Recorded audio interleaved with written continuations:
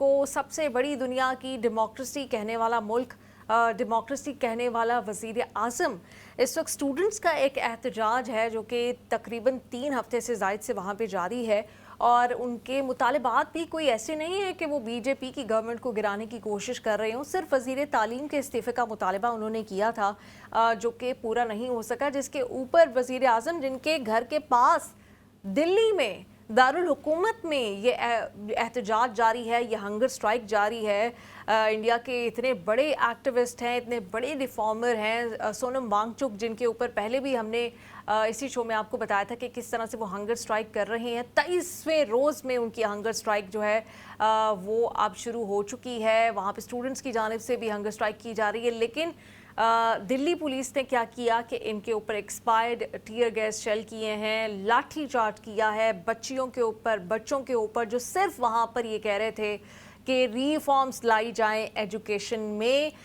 ये जिनको आप देख रही हैं अभिजीत दिपके हैं, जो कि कॉकरोच जनता पार्टी उसके लीडर हैं, जिनके पास बहुत बड़ा मौका था, बहुत बड़ी अपॉर्चुनिटी थी, शानदार करियर हो सकता था उनका यूएस में, लेकिन सब कुछ छोड़ छाड़ के स्टूडेंट्स के लिए, नौजवानों के लिए आवाज़ उठाने के लिए वो इंडिया पहुंचे। क्या कहेंगे नसीम सिद्दीकी साहब?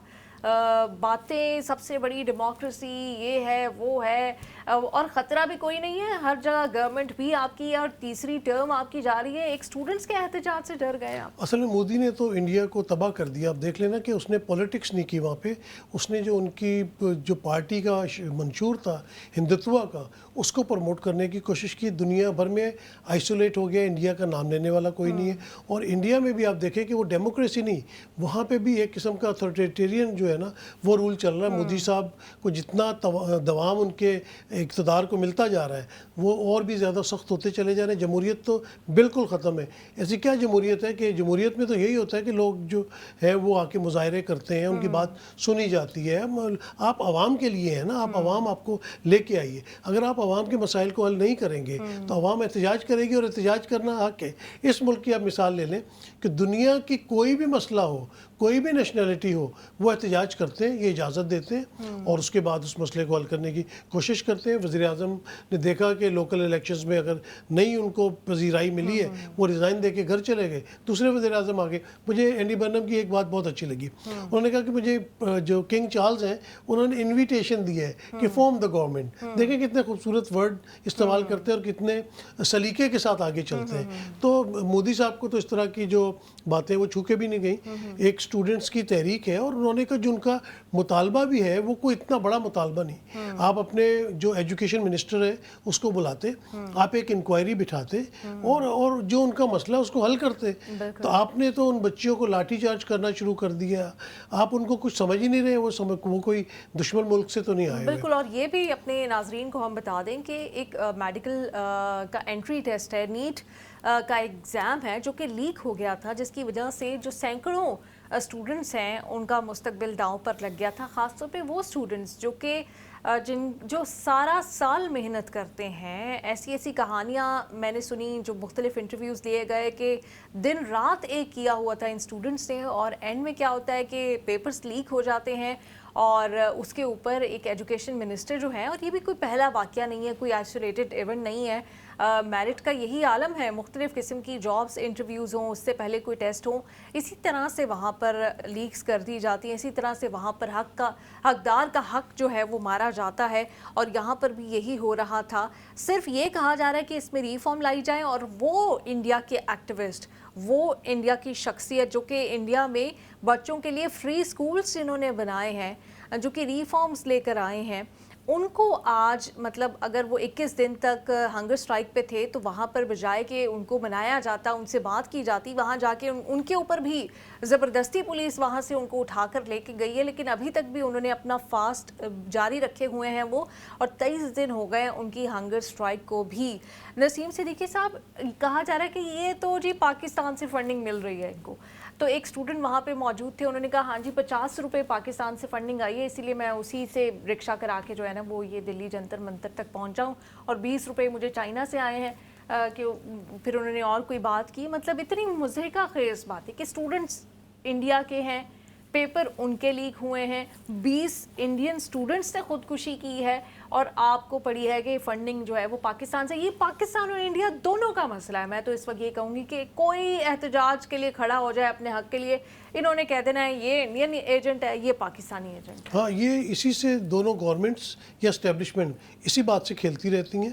اور انڈیا کے اوپر تو بہت ہی زیادہ خوف ہے پاکستان کا. ان کے الیکشنز ہوں, ان کی بالی ووڈ ہو, ان کے سر کے اوپر تو ایک خوف کا سایہ پاکستان, یعنی کہ وہ موویز بنا رہے ہیں پاکستان کے اگینسٹ بناتے ہیں. اور اگر اسٹوڈنٹس وہاں پہ احتجاج کر رہے ہیں اور آپ کے ایک لوکل معاملہ ہے, اور معاملہ بھی کوئی پولیٹیکل نہیں ہے, ایجوکیشن سے ریلیٹڈ ہے, پیپر لیک ہوئے, آپ اس کا ملبہ بھی پاکستان کے اوپر ڈال رہے ہیں, یعنی کہ آپ مسئلہ سالو نہیں کرنا چاہتے. جو آپ کی اپنی عوام ہے یا اسٹوڈنٹس ہیں, ان کا جو مسئلہ ہے اس کو سننا نہیں چاہتے ہیں, اور آپ نظریں چرانا چاہتے ہیں. اور وہی گھسا پٹا جو 70-80 سال سے ہم سن رہے ہیں کہ غدار ہے, انڈیا فنڈنگ کر رہا ہے, پاکستان فنڈنگ کر رہا ہے, یہ تو آپ کو پتہ ہے عجیب سی بات ہے. بالکل. یہ وہاں پہ جو اسٹوڈنٹس موجود ہیں وہ یہ کہہ رہے ہیں کہ اب دھرندر 4 آئے گی جس میں یہ کہیں گے کہ پاکستان کی گورنمنٹ نے انڈیا کے جو میڈیکل کے انٹری ٹیسٹ کے یا نیٹ ایگزام کے جو وہ پیپر بھی لیک ہم پہ ڈال دیں گے, یہ وہ پاکستان نے کیے تھے, اور یا پھر مغلز کے اوپر اس کی ذمہ داری ڈال دی جائے گی کہ ان کی وجہ سے یہ جو سارے مظاہرے ہیں وہ ہو رہے ہیں. کانگریس اب اس احتجاج میں شامل ہوئی ہے. پہلے یہ صرف اسٹوڈنٹس کا احتجاج تھا, یقیناً اس میں جو سوشل ایکٹیوسٹ ہیں, ہیومن رائٹس ایکٹیوسٹ, وہ اس میں شامل ہوئے. اب کانگریس نے احتجاج کیا. راہل گاندھی نریندر مودی کی رہائش گاہ کے باہر احتجاج کر رہے تھے, ان کو بھی پولیس نے پکڑ لیا ہے. ان کی مطلب پرینکا گاندھی, ان کو بھی پولیس نے پکڑ لیا ہے. مطلب کسی کے لیے کوئی اسپیس نہیں. اور جیسے پولیس ان کو پکڑ کے لے کے گئی ہے, وہ پکچرز اگر ہم دیکھیں, مطلب اٹھا کے پولیس ان کو لے کے جا رہی ہے, دھکے مار کے ان کو لے کے جا رہی ہے. کسی کی کوئی عزت نہیں ہے, نہ اسٹوڈنٹ کی, نہ کسی سوشل میڈیا ایکٹیوسٹ کی, نہ کسی ہیومن رائٹس ایکٹیوسٹ کی, اور نہ ہی کسی پولیٹیشین کی. آپ دیکھیں کہ ایک تو جو کانگریس ہے نا, بڑی ویک قسم کی اپوزیشن ہے. میرے خیال سے اس ویک اپوزیشن کی وجہ سے ہی مودی صاحب کو اتنا موقع ملا کہ وہ دندناتے پھر رہے ہیں. اور پہلے بڑے اچھے اچھے لیڈر آئے, آپ نے دیکھا بڑے اسٹرانگ لیڈرشپ تھی. اگر راہل گاندھی سے کی ہم بات کرتے تو Indira Gandhi was one of the finest اور بڑی بریو قسم کی وہ لیڈر تھیں. لیکن اب شاید کانگریس میں بھی وہ بات نہیں ہے. لیکن دوسری طرف یہ ہے کہ جو آپ اپوزیشن کے ساتھ سلوک کر رہے ہیں, ہیومن رائٹس کی پامالی کر رہے ہیں, کسی کی بات سن لینی, یعنی کہ رول آف لا جس ملک سے ختم ہوتا جائے گا وہ ملک تباہ ہوتا چلا جائے گا. اور یہ رول آف لا کی بھی خلاف ورزی ہے, ہیومن رائٹس کی بھی خلاف ورزی, کہ اگر کوئی احتجاج کر رہا ہے تو اس کے پراپر طریقے ہیں. آپ اس کو کورٹ میں لے جا سکتے ہیں, آپ مقدمہ کر سکتے ہیں. لیکن اس طرح اٹھانا, بچوں کے اوپر لاٹھی چارج کرنا, یہ تو وہی اتھارٹیرین رول آ جاتا ہے. اور بس آپ اپنے طاقت کے نشے میں طاقت سے ہر چیز کو کنٹرول کرنے کی کوشش کرتے ہیں, اور ایسا ہوتا نہیں ہے. بنگلہ دیش میں آپ دیکھ لیں کہ کس طرح اسٹوڈنٹس کی تحریک باہر نکلی تھی, کس طرح وہ ہم نے ایک اسٹوڈنٹ دیکھا جس نے بالکل سینے کے اوپر گولی کھائی تھی, اور اس کے بعد سے وہاں پہ کایا پلٹ ہو گئی. اور بہت ہی جو ظلم و ستم اپنے عوام پہ حسینہ واجد کر رہی تھی, ان کو ملک چھوڑ کے بھاگنا پڑا. بالکل. اور یہی کچھ کرنے کی کوشش کر رہے ہیں نریندر مودی بھی, اسی لیے چپ سادے بیٹھے ہیں کہ دارالحکومت میں اتنا بڑا احتجاج, مظاہرے جاری ہوں. انڈیا میں وہ لوگ بھی اب بول پڑے ہیں جو کہ پہلے کبھی نہیں بولتے. جو گورنمنٹ کا ظلم و ستم ہے اس پہ چپ رہتے ہیں, خوف زدہ رہتے ہیں, سوال نہیں اٹھاتے. لیکن اب تو وہ لوگ بھی بول پڑے ہیں کہ ان بچوں کا آخر قصور ہی کیا ہے, اور یہ آپ سے مانگ ہی کیا رہے ہیں. ایک وزیر تعلیم کا استعفیٰ, مانا کہ وہ نریندر مودی صاحب آپ کے بہت قریب ہیں, آپ کی پولیٹیکل کیمپینز کرتے رہے ہیں, اور اہم شخصیت ہوں گے, اور آپ کی پارٹی کے لیے قربانیاں ہوں گی, لیکن کیا ان کی جو امپورٹنس ہے وہ ان بچوں کی زندگیوں سے, ان کے مستقبل سے زیادہ ہے؟ اور یہ تو بات کی بات ہے وہ استعفیٰ دیں گے, آپ تو ملنے ہی نہیں جا رہے, نیگوشیٹ ہی نہیں کر رہے. بہت شکریہ نسیم صدیقی صاحب, آپ نے ہمیں جوائن کیا. یقیناً کچھ اور اہم ٹاپکس کے اوپر بھی بات کریں گے, لیکن اس چھوٹی سی بریک کے بعد. Stay with us.